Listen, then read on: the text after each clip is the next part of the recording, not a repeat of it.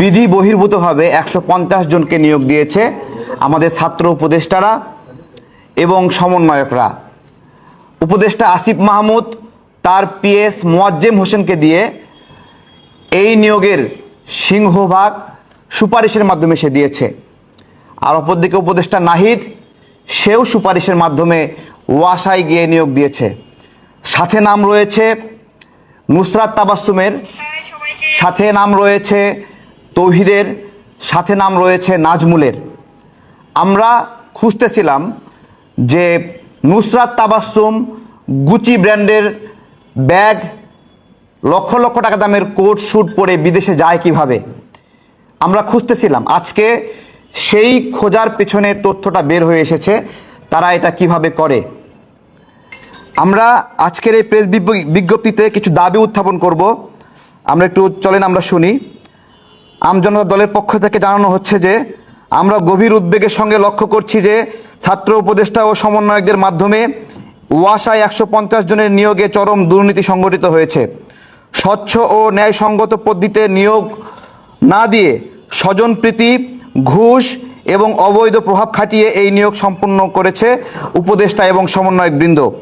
গণমাধ্যমে প্রকাশ পেয়েছে এই কথাগুলো, যেখানে উপদেষ্টা আসিফ মাহমুদের পিএস মোয়াজ্জেম হোসেন এবং উপদেষ্টা নাহিদ এবং সমন্বয়ক নুসরাত তাবাসসুম, তৌহিদ, নাজমুলের নাম এসেছে।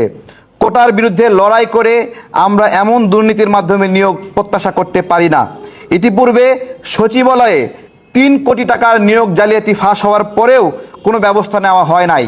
7 দিনের জন্য একটি তদন্ত কমিটি গঠন করা হয়েছিল, সেই তদন্ত কমিটি এখনও শেষ হয় নাই। উপদেষ্টা নাহিদের সুপারিশের আরেকটি খবর ফাঁস হয়েছিল, আপনারা জানেন। তিনি বঙ্গবন্ধু শিক্ষক পরিষদের প্রতিনিধি শাহিদুর রহমানকে নিয়োগের সুপারিশ করেছিলেন। পরবর্তীতে আমরা যখন এটা নিয়ে কথা বললাম, প্রতিবাদ করলাম, তখন তিনি সেটি বাতিল করলেন। এই ফাঁস হওয়া নিয়োগ বাতিল করলেন প্রকাশ পাওয়ার পরে। ছাত্র উপদেষ্টাদের এমন নিয়োগ জালিয়াতি জুলাই গণ অভ্যুত্থানের পরিপন্থী এবং নৈতিকতা বিবর্জিত কাজ। আমরা এই প্রেক্ষিতে সরকারের নিকট হতে জোর কিছু দাবি জানাচ্ছি। 1 নম্বর দাবি, এই নিয়োগ জালিয়াতিতে জড়িত থাকায় উপদেষ্টা আসিফ মাহমুদ ও তার পিএস মোয়াজ্জেম হোসেনকে বহিষ্কার করতে হবে এবং তাদের বিরুদ্ধে আইনগত ব্যবস্থা নিতে হবে। সাবেক উপদেষ্টা নাহিদের নিয়োগ দুর্নীতি দুদক কর্তৃক তদন্ত করে আইনগত ব্যবস্থা নিতে হবে।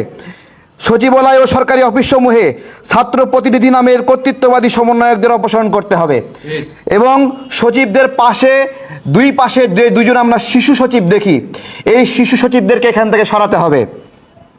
মংলা বন্দর শ্রমিক সংঘের প্রধান উপদেষ্টা পদ হতে হান্নান মাসুদ ও অন্যান্য সমন্বয়কদের অপসারণ করতে হবে। আমজনতার দল এই মর্মে জানাচ্ছে যে নতুন বাংলাদেশে নতুন স্বাধীনতার সাথে প্রতারণা করা প্রতারকদের বিরুদ্ধে ব্যবস্থা নিলে দুর্বার আন্দোলন গড়ে তোলা হবে। ধন্যবাদ সবাইকে। ব্যবস্থা না নিলে